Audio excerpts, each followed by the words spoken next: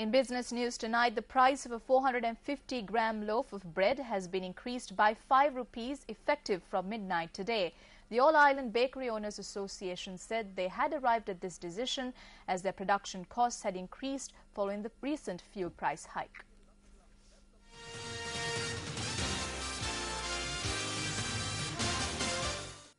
On the 11th of this month, the government increased fuel prices, including the price of diesel, by 37% and the price of kerosene by 50%. Following the fuel price hike, bus fares, electricity charges and the prices of other goods also increased. However, hoping for a subsidy, bakery owners did not increase bread prices immediately.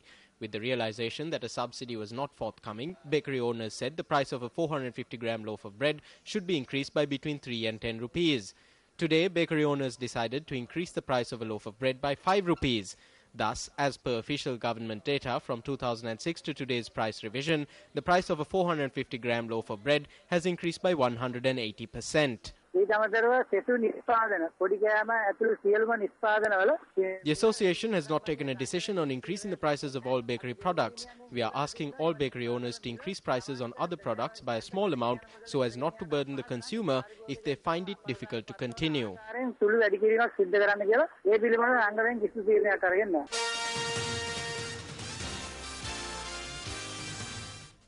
Sri Lanka's permanent mission to the United Nations in New York says that the chair of the UN Senior Advisory Group to consider rates of reimbursement to troop-contributing countries, Madame Louis Frechette, has no right to usurp authority and exclude Major General Shavendra Silva from the SAG.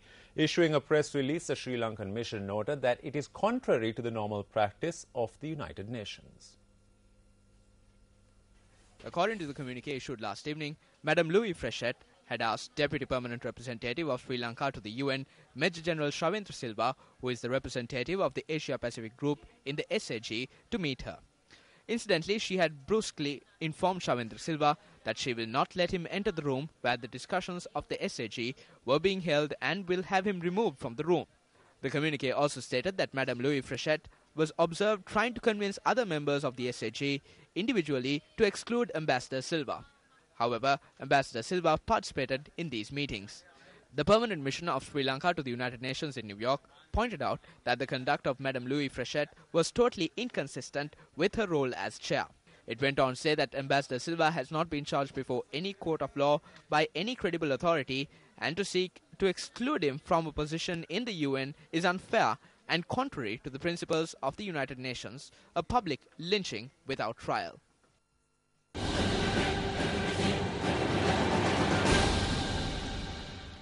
Questions were raised in Parliament today regarding the policy being followed by the government when granting appointments to graduates.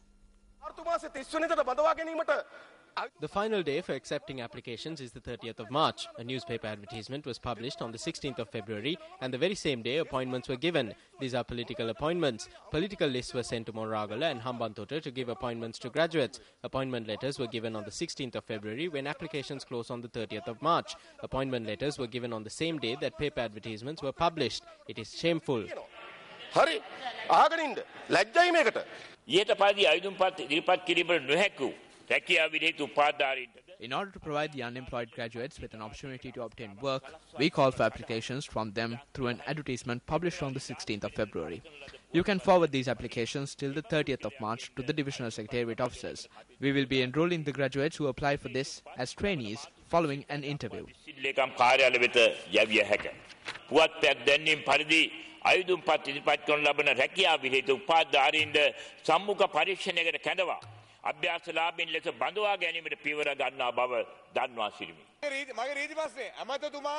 The minister made a statement which misleads this house.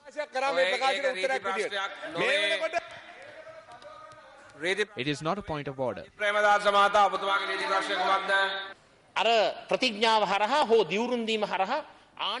We are all sworn to protect the articles of the Constitution. Please take a look at the third paragraph. No individual should be treated in a cruel or degradable manner and should not be subject to such punishments. Anthony Fernando of Egodowalla, Chilau, was killed in this manner.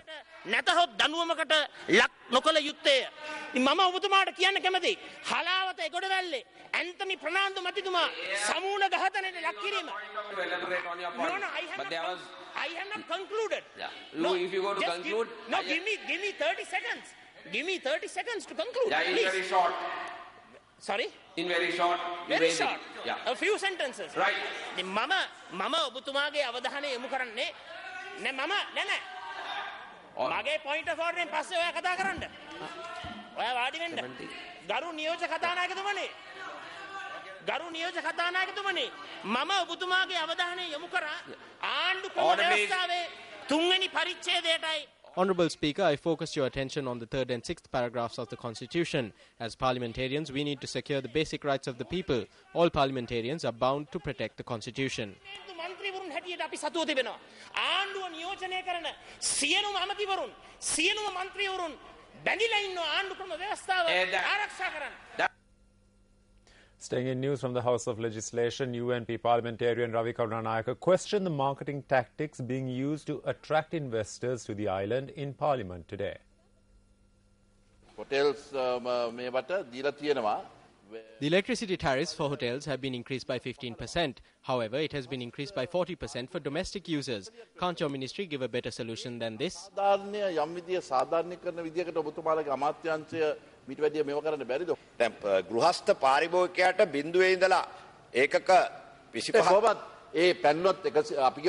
No, let's say one uses between 60 to 90 units. The ordinary people have to pay 40% extra. However, the hotels belonging to foreigners have to pay only 15% extra. ලංකාවේ කට්ටිය දන්නේ ශැංගරිලා හොටලේ මේක ඉන්ධන පරස්පරේ මේක බද්දක් නෙමෙයි. එක පැත්තේ සුද්දන්ට බනිනවා. ගරු කතානායක නියෝජ්‍ය කතානායකතුමනි වැරදි මතයක් රටේට යනවා. Honourable Deputy Speaker, they are giving a wrong message to the country. This is not a tax. The opposition says that prices have been increased by 50 to 60%. They are trying to compare the full adjustment charge to a tax. 40කින් 50කින් 60කින් වැඩි කළා කියලා. හැබැයි මේ ඉන්ධන ගාලකුම් ගාස්තුව විතරයි. ඒකයි මේ බද්දක් හැටියට නිකන් අර්ථකථනය කරන්න හදන්නේ. ඒ නිසා මේ තියෙන විදුලි ගාස්තුවේ 125ක් වැඩි වෙන්නේ නැහැ. මොනවා වුණත් අන්තිමට බිලනේ බිලක ලාංකිකයා 140ක් ගෙවනකොට ඔබතුමා සුද්දගේ හොටලේ ඉන්න එක 115ක් ගෙවන්න ඕනේ. ගරු නියෝජ්‍ය Honourable Deputy Speaker, the increase is only a small amount. සුළු ගන්නක්. ඉතාමත් සුළු ගන්නක්. You're watching News Fast live on MTV Sports. Up next is Action TV.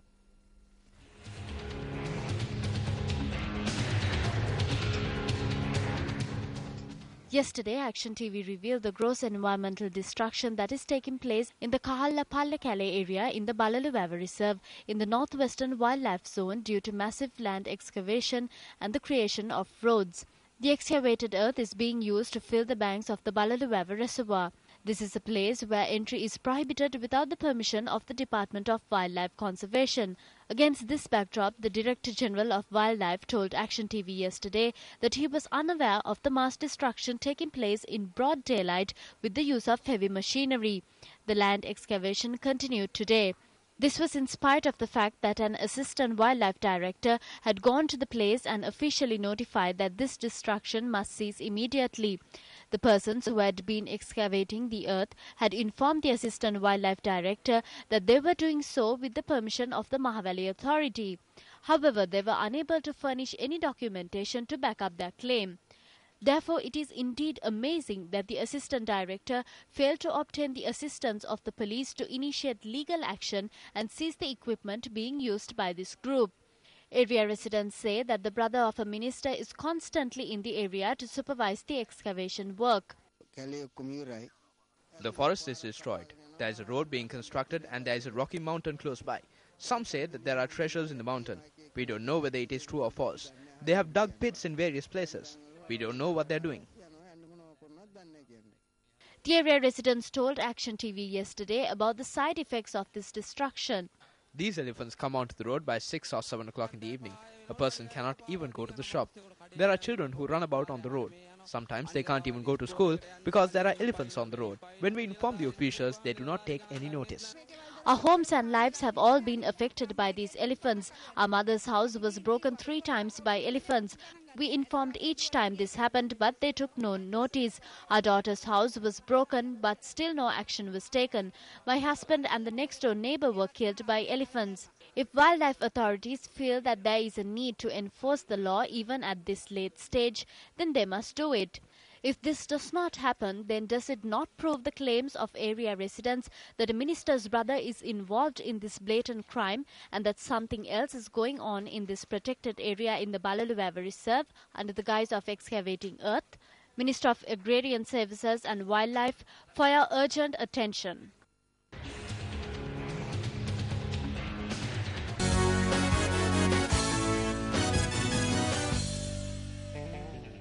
Hello there, very good evening and welcome to Sports First. Starting with some cricket news, Sri Lanka beat Australia by 3 wickets in a closely fought game of the Tri-Series Down Under. Sri Lanka now heads the points table after chasing down a challenging target of 281. We now join former Sri Lankan cricketer Avishka Gunawardena for an in-depth analysis of today's game.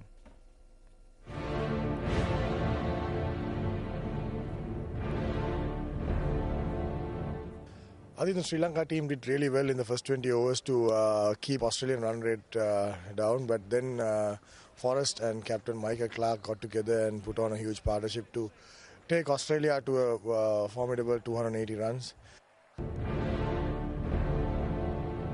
When it comes to batting, I think Sri Lankan captain Mahela Jayawardena gave Sri Lanka an excellent start by getting a quick 80 runs, and followed by Dinesh Chandimal, who made a another brilliant innings in this series and became the highest run getter in this tournament so far.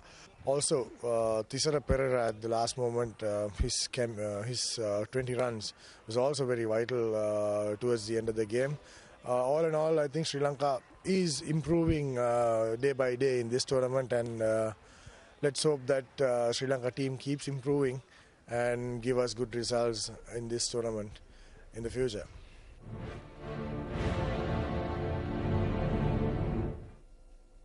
The final rites of renowned international cricket commentator and first-class cricketer Ranil Abenayaka took place today. Ranil Abenayaka, who was an old boy of St. Thomas's College, Mount Lavinia, passed away at the age of 57. The remains of Ranil Abenayaka, which were lying at St. Thomas's College, Mount Lavinia today, were taken for burial to the Mount Lavinia Cemetery following a funeral service. Ranil Abenayaka played first-class cricket over a period of 17 years from 1973 to 1990 and captained the Cricket Board President's 11 team. He also served as a member of the Cricket Interim Committee, member of the Selection Committee, a coach and curator. Ranil Abenayaka played a pivotal role in the media as a program presenter, specialist commentator and resource contributor, and he also worked as an executive officer of the Capital Maharaja organization during the mid-1970s. The Chittagong Kings beat the Dhaka Gladiators by 13 runs in a low-scoring game in match 23 of the Bangladesh Premier League. The Dhaka Gladiators won the toss and elected to field first. Jahurul Islam scored 40 runs off 35 balls and Dwayne Bravo made an unbeaten 48 of 43 balls to help the Kings post a modest total of 120 runs, losing 6 wickets in the allotted 20 overs. Elias Sani bagged 3 wickets for 23 runs for the Gladiators.